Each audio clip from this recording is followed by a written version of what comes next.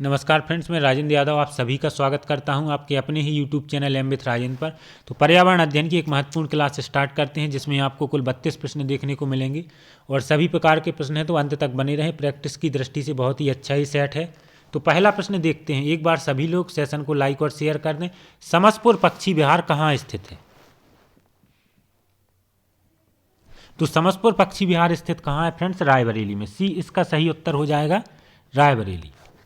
Next प्रश्न देखते हैं। भारत रत्न की शुरुआत कब हुई थी? तो भारत रत्न की शुरुआत हुई थी 1954 से। डी इसका सही आंसर होगा, 1954। अगला प्रश्न देखते हैं। महिला की आवाज़ पिच में आदमी की आवाज़ से कई ज़्यादा होती है क्योंकि महिला की घोष तंत्री लगभग होती है। कितनी होती है?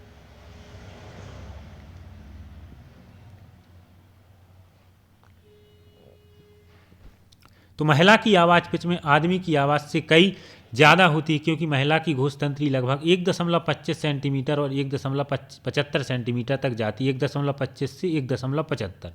तो सी इसका सही उत्तर होगा। अगला प्रश्न देखते हैं।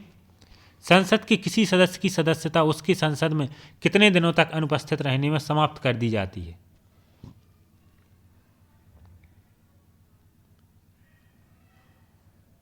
तो सही आंसर हो जाएगा 60 दिन तक अनुपस्थित रहने में समाप्त कर दी जाती है, या 7 दिन या 2 महीने। तो बी इसका सही उत्तर होगा। अगला प्रश्न, सबसे छोटा कपी है? तो सबसे छोटा कपी है गिब्बन। ए इसका सही आंसर हो जाएगा। अगला प्रश्न देखते हैं। भूगोल को मानव पारिस्थितिकी के रूप में परिभाषित किसने किया? तो भूगोल को मानव पारिस्थितिकी के रूप में परिभाषित किया था एच बैरोज ने।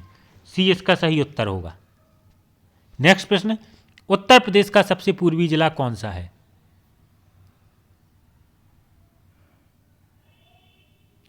तो सही आंसर हो जाएगा ऑप्शन डी, बलिया। जिसने कभी पढ़ा भी नहीं होगा तो ऑप्शन से इस प्रकार के ऑप्शन है कि आराम से बता सकते हैं। नेक्स्ट प्रश्न, डिब्रू साईखोवा राष्ट्रीय उद्यान कहाँ स्थित है? तो डिब्रू साईखोवा राष्ट्रीय उद्यान असम में है।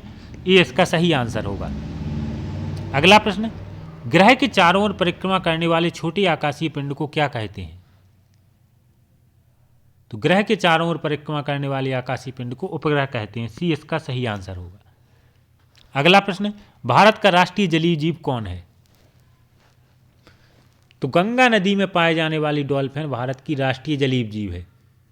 ठीक है। भारत सरकार ने 5 अक्टूबर 2009 तक किसी भी जलचर को राष्ट्रीय जीव घोषित नहीं किया था। तो सही आंसर हो जाएगा यहाँ पर गंगा की डॉल्फिन। डी इसका सही आंसर होगा।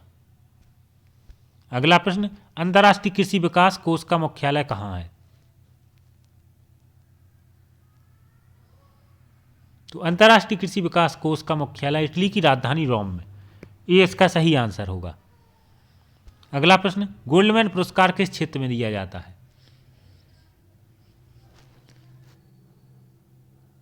तो गोल्डमैन पुरस्कार दुनिया के 6 महाद्वीपीय क्षेत्रों अफ्रीका, एशिया, यूरोप द्वीप एवं द्वीपीय उत्तरी अमेरिका, दक्षिण अमेरिका में पर्यावरण संरक्षण के क्षेत्र में उल्लेखनीय कार्य के लिए दिया जाता है। तो सही आंसर होगा पर्यावरण। डी इसका सही आंसर होगा। अगला प्रश्न देखते हैं। उत्तर प्रदेश में आंवले का सबसे बड़ा उत्पादक जिला है? तो आंवले का सबसे बड़ा उत्पादक जिला है उत्तर प्रदेश में प्रतापगढ़।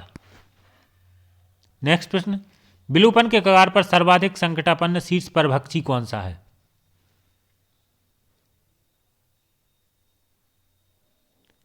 तो सही आंसर हो जाएगा ऑप्शन ए, ढोल। अगला प्रश्न देखते हैं। संयुक्त राष्ट्र संघ का बजट किसके द्वारा पेश किया जाता है? तो संयुक्त राष्ट्र संघ का बजट महासभा द्वारा पेश किया जाता है। ये इसका सही आंसर हो जाएगा, ऑप्शन नंबर ए। अगला प्रश्न, जीवों एवं वातावरण की अंतर अभिक्रिया से संबंधित जीव विज्ञान की शाखा कहलाती है? तो जीवों एवं वातावरण की अंतर अभिक्रिया से संबंधित जीव विज्ञान की शाखा पारिस्थितिकी कहलाती है। बी इस प्रश्न का सही आंसर होगा। क्या होगा फ्रेंड्स? Option number B. अगला प्रश्न देखते हैं। विश्व वानिकी दिवस कब मनाया जाता है? तो विश्व वानिकी दिवस 21 मार्च को मनाया जाता है। बी इसका सही आंसर होगा। नेक्स्ट प्रश्न, महाराजा छत्रसाल संग्रहालय कहाँ स्थित है? तो महाराजा छत्रसाल संग्रहालय कहाँ स्थित है? धोबेला में। बी इसका सही उत्तर होगा। नेक्स्ट प्रश्न, निम्नलिखित में से कौन सा पुरस्कार पर्यावरण क्षेत्र में दिया जाता है? तो पर्यावरण क्षेत्र में कौन सा पुरस्कार दिया जाता है? गोल्डन पांडा पुरस्कार। सी सही उत्तर होगा, गोल्डन पांडा पुरस्कार। उत्तर प्रदेश की प्रमुख वाणिज्यिक उपज है? तो प्रमुख वाणिज्यिक उपज कौन सी है उत्तर प्रदेश की? गन्ना। सी सही आंसर होगा। अगला प्रश्न, राष्ट्रपति का चुनाव होता है? तो भारत के संविधान के अनुच्छेद 55(3) के अनुसार जो राष्ट्रपति का निर्वाचन है वो एकल संक्रमणीय मत के माध्यम से आनुपातिक प्रतिनिधित्व प्रणाली के अनुरूप किया जाता है। तो सही आंसर हो जाएगा ऑप्शन बी। निम्नलिखित में से कौन सी नदी दक्षिण दिशा में बहती है?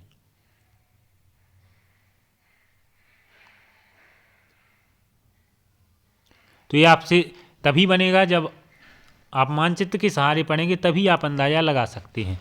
अगर नर्मदा की बात की जाए तो पूरब से पश्चिम की तरफ किस दिशा में बहती है? पूरब से पश्चिम की तरफ, इस तरह। चंबल की बात की जाए तो ऐसी उत्तर की तरफ बहती है। और अगर गंगा की बात की जाए तो इस दिशा में ऐसी बहती है। और अगर बात करें वैनगंगा की तो वैनगंगा दक्षिण की तरफ बहती है। तो अगर हम मानचित्र से पढ़ रहे हैं तो सभी प्रकार के प्रश्न हम इस प्रकार से कर सकते हैं। अगला प्रश्न देखते हैं, वर्ष में कम से कम कितनी बार संसद की बैठक होना आवश्यक है?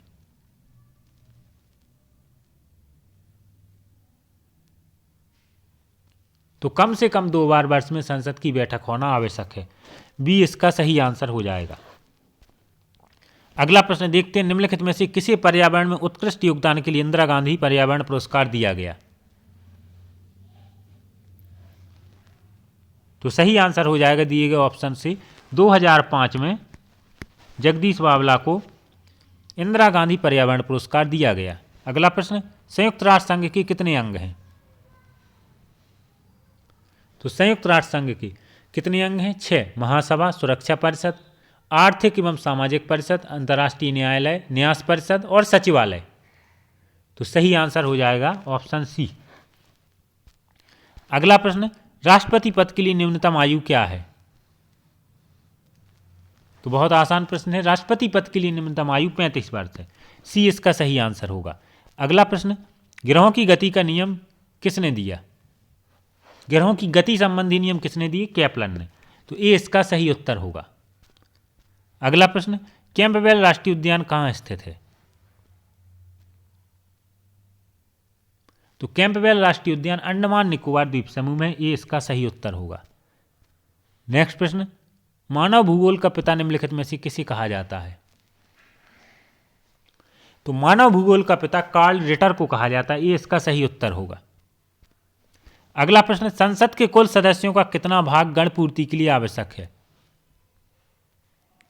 संसद के कुल सदस्यों का कितना भाग कोरम या गण पूर्ति के लिए आवश्यक है? तो 1/10 सही आंसर होगा, पहला ऑप्शन। नेक्स्ट प्रश्न, जल्लीकट्टू किस राज्य के ग्रामीण इलाकों का एक परंपरागत खेल है?